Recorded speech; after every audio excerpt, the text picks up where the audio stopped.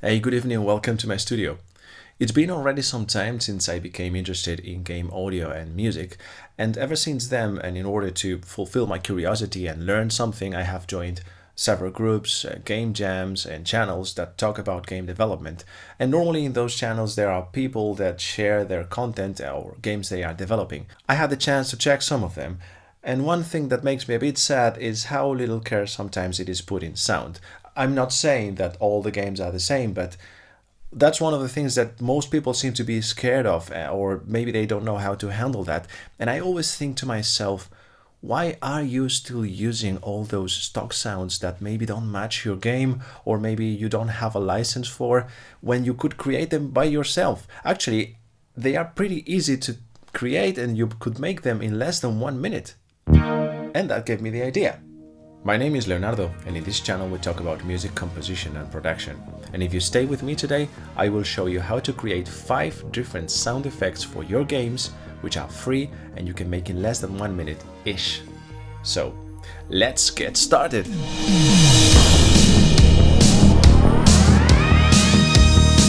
Alright, so if you want to follow along, the first thing that you need is a DAW. I am using Logic, but you could use another one such as Cubase or Reaper. Then you will also need a software synthesizer with some basic automation capabilities. In my case, as you know, I like using Serum, and that's of course the plugin that I will be using. So let's get into it. Alright, so first thing that we need is to create an instrument track, which we will rename to Coin, as that will be the first sound effect we will create. We will add an instance of Serum to this track and then select a square wave as our basic shape. So we change to square wave. Yeah, here it is. Okay, let's make sure that we change this to mono because we don't need anything else. And then add some release, reduce the decay. Yeah, there we go. And then you just have to play a fourth upwards. There we go, coin. Next effect we will create is a jump. So for that I will create another track to which I will add, of course, another instance of Serum. Come on. Yeah, and in this case, we will also select basic shapes, but the square wave that we will choose is going to be with a duty cycle of a 25%. Here's how it sounds like. Now let's make this LFO here a ramp, and let's drag it to the chorus. There we go. And now we just need to adjust here.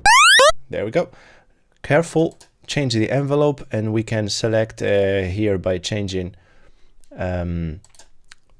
the frequency at which this LFO plays. There we go. And then again, we do the same thing as before to make sure that the sound is not too long. A little bit less. A little bit less.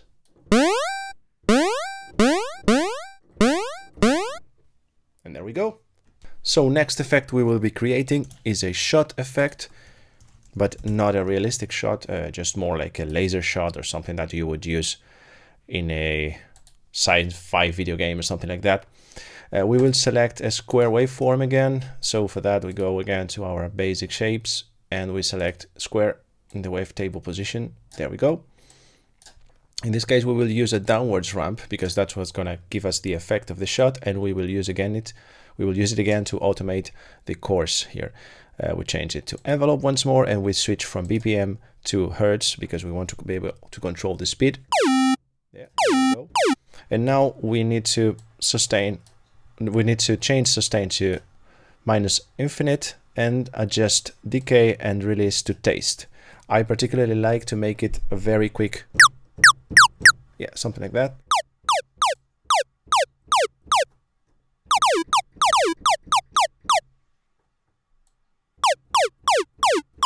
There we go.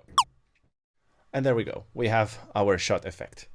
The next sound is not related to the character's gameplay, but more to the interfacing sounds that you will use to allow your players to play. So menus and selecting things and everything. It's what I call an interface sound. Let's go. So first step, we're going to create another track and call it interface, to which we're going to add a new instance of Serum. And in this case, we will use both oscillators, but with different shapes. The first one will have, of course, a basic shape, another square wave, and the second one will also have a basic shape and a square wave, but with a different duty cycle, just for some richness in the sound. Next, we're going to manipulate the LFO so that it has this shape here that I'm going to show you. Yeah. There we go. And then finally, we need to drag this one to semitone because that's what we want to automate in both oscillators. Release to 0, sustain to 0, decay to 0, and then we play with hold. And of course, yeah, we need to change this one to envelope, BPM. Again, we make it a bit faster and let's check it. There we go. Another one. The next sound effect can have different uses. I have particularly seen it when you are activating night vision in certain games and also when you are charging electrical weapons. So by this time, I guess you have already memorized what needs to be done. Therefore, I am creating a track, calling it as my effect for organization purposes, adding an instance of Serum, and the oscillators we will use do have two different shapes. The first one is the default one. The second one, we're going to be using a square wave with a duty cycle of 12.5%. We put the levels, let's set them to the middle because we don't need more. Let's make this nice ramp and copy the shape kind of that I am adding here, something like this. Switch to envelope, switch to hertz, and then we change this frequency to 0.7, if I may. Okay. Now this is going to be controlling course in both oscillators. And then in envelope, we will switch release to 0 and and sustain to 0. And we will be playing with decay. And this is how it sounds like. Bit more decay. And playing a very high note in the piano. And there you go, 5 sound effects in kind of less than a minute.